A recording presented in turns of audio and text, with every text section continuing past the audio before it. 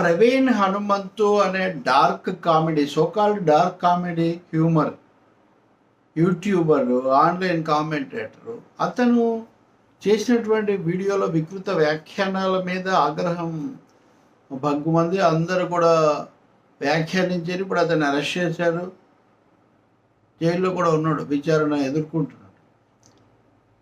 కానీ main stream media కానీ లేదా సోషల్ మీడియాలో ఇతర అంశాలు కానీ ఏమైనా మెరుగ్గా ఉంటున్నాయి. అతన్ని ఏమాత్రం సమర్థించడం కదా, అతని మీద ఆ విధంగా మానవ సంబంధాలను వికృతపరచటం, వ్యాఖ్యానించటం ఖచ్చితంగా పొరపాటే. కానీ ఇతరత్ర కూడా మన మీడియా, సోషల్ మీడియాలో అంటున్నాం కానీ మెయిన్ స్ట్రీమ్ మీడియా కూడా, అంటే ఒక మేరకు ఏది మెయిన్ స్ట్రీమ్ ఏది సోషల్ మీడియా కూడా చెప్పలేని పరిస్థితి కూడా ఇప్పుడు వచ్చింది. జాగ్రత్తగా వ్యవహరిస్తూ ఉందా? ఆ తర్వాత ఉదాహరణకు రాజ్ తరుణ్, లావణ్య, వాళ్ళకి సంబంధించినటువంటి వాళ్ళ వ్యక్తిగత, వాళ్ళ ఉభయల సహజీవనము, లేకపోతే తర్వాత వచ్చిన సమస్యలు, ఆ తర్వాత ఆమె మౌల్వి అనే మీద ఫిర్యాదు చేయటము, రాజ్ తరుణ్ స్పందన, ఇదంతా కూడా నేనేం కామెంట్ చేయట్లేదు. కానీ సోషల్ మీడియాలో కూడా కొన్ని మీడియా ఛానల్స్లో కూడా అది రిఫ్లెక్ట్ అయిన తీరు, వాడిన పదజాలం, ఒకరికి వ్యతిరేకంగా ఒకరు అన్నట్టుగా విడుదల చేసిన వీడియోలు, ఇవన్నీ ఎలాంటి ఫోన్ కాల్స్, రికార్డింగ్లు, ఎలాంటి మెసేజ్ ఇచ్చాయి. ఇప్పుడు ఆమె కేసు వేశారు, ఇప్పుడు తర్వాత కేసు కూడా నడుస్తుంది, పోలీసులు ఫిర్యాదు నమోదు చేశారు. అంతకుముందు జరిగింది, పోలీసులు ఫిర్యాదు నమోదు చేసిన తీర్పు మనం ఇప్పుడు చూడొచ్చు. ఇక మూడో విషయం, ప్రభుత్వ ఉద్యోగిగా ఉన్నటువంటి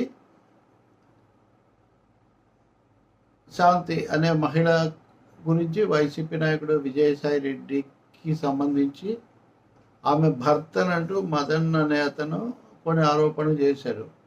వాటి మీద ఆమె ఈరోజు వివరణ ఇచ్చారు. నిన్న మొన్న చాలా జరిగాయి, ఇంకా జరుగుతాయి కూడా. ఆ వార్త ఇచ్చిన తీరు, దానికి పెట్టిన హెడ్డింగ్లు, పెట్టినటువంటి బొమ్మలు, ఫోటోలు కూడా ఎలాంటి పదాలు వాడారు. ఉదాహరణకు ప్రెగ్నెన్సీ అని మర్యాదగా వాడారు చాలామంది, కానీ చాలామంది ఏం పదం వాడారో చూడండి.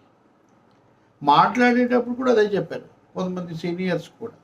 రాజకీయంగా విజయసాయి రెడ్డి మీద విమర్శలు వేరు, లేదు ఇంకేదన్నా తమ దగ్గర సమాచారం, ఆరోపణలు ఉంటే వాటి గురించి మాట్లాడటం వేరు. కానీ ఈ కేసులో, ఈ ఆరోపణలో ఉపయోగించిన భాష, అక్కడ ఎమ్మెల్యే, తెలుగుదేశం ఎమ్మెల్యే రఘురామకృష్ణరాజే ఒక డిబేట్లో ఎక్కడో పాల్గొంటూ అవన్నీ ఆ పద్ధతిలో నేను మాట్లాడడం అంతగా ఇష్టం లేదని ఆయన చెప్పడం కూడా నేను విన్నాను.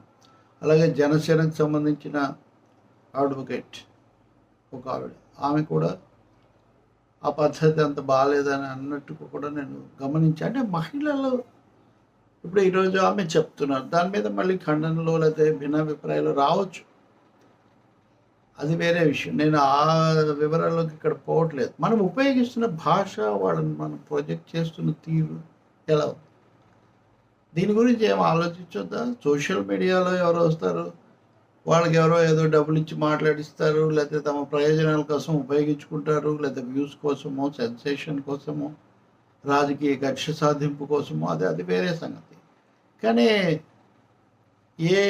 ఇంకెవరినో కొంతమందిని అదే పనిగా వాళ్ళ మీద ఆగ్రహావేశాలు, వ్యాఖ్యలు చేసేవాళ్ళు తమ దగ్గరికి వచ్చేసరికి ఎలాంటి ప్రమాణాలు పాటిస్తూ ఉన్నారు. అసలు ప్రతిసారి కూడా ఎవరో ఒక మహిళ గురించో లేదా కుటుంబాల గురించో ఈ విధమైనవి ఎందుకు రాస్తున్నారు, ఎందుకు వేస్తున్నారు? చాలా ఆశ్చర్యం అండి. ఆశ్చర్యం కాదు, బాధ కలిగించే విషయం. అవి లేకపోతే అసలు జరగదా? ఎన్ని అంశాలు ఉన్నాయి, చెప్పాల్సింది చాలా ఉందంటే ఎంత ఉంది. కాబట్టి విమర్శ ఓకే, విమర్శించటం ఎవరైనా తప్పు చేస్తే, లేకపోతే ఏదైనా సరిగా ఉండకపోతే, ఇదిగో వికృతమైన వ్యాఖ్యలు చేస్తే ఖండించటం వేరు. ఆరోపణలు ఉంటే కూడా వాటిని మీడియా పద్ధతుల్లో చెప్పటం వేరు. కానీ మహిళలు అనగానే ఉదాహరణకు ప్రెగ్నెన్సీతో సహా దాని మీద చేసే వ్యాఖ్యలు, ఆ బొమ్మలు చూపించిన తీరు, ఒకసారైనా కానీ పరీక్షించుకోవడం చాలా మంచిది. కనీసం మరొకసారైనా ఇట్లాంటివి పునరావృతం కాకుండా చూడడం బాధ్యత పెద్ద పెద్ద మాటలు, విమర్శలు, వాగ్వివాదాలు, ఆరోపణలు, ప్రత్యారోపణలు ఎన్నైనా చేయొచ్చు. కానీ మనం ఏం చేస్తున్నాం? అవన్నీ అలా వాడి ఉండాల్సిందేనా? ఎవరి మీద ఎలా మాట్లాడుతున్నాం? అవి ఇప్పుడు చెప్పగానే మళ్ళీ అప్పుడు ఏమైంది, ఇప్పుడు ఏమైంది, ఎప్పుడు ఏమైందో అన్ని రికార్డ్ తీసుకొని వచ్చి అందరికీ చూపించడానికి ప్రతి వాళ్ళ దగ్గర ఏమైనా ఒక పెద్ద లైబ్రరీ ఉంటుందండి. సమస్య వచ్చినప్పుడు వాళ్ళు మాట్లాడతారు, స్పందిస్తారు. మహిళా సంఘాలనండి, సామాజిక కార్యకర్తలనండి,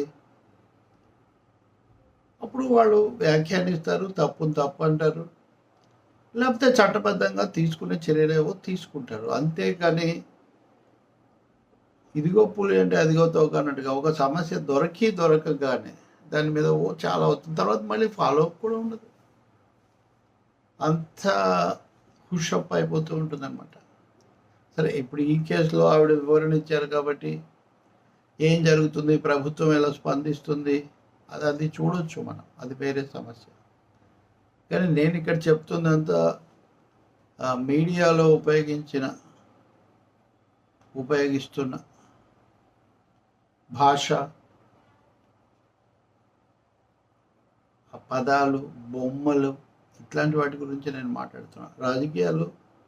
రాజకీయంగానే మాట్లాడచ్చు.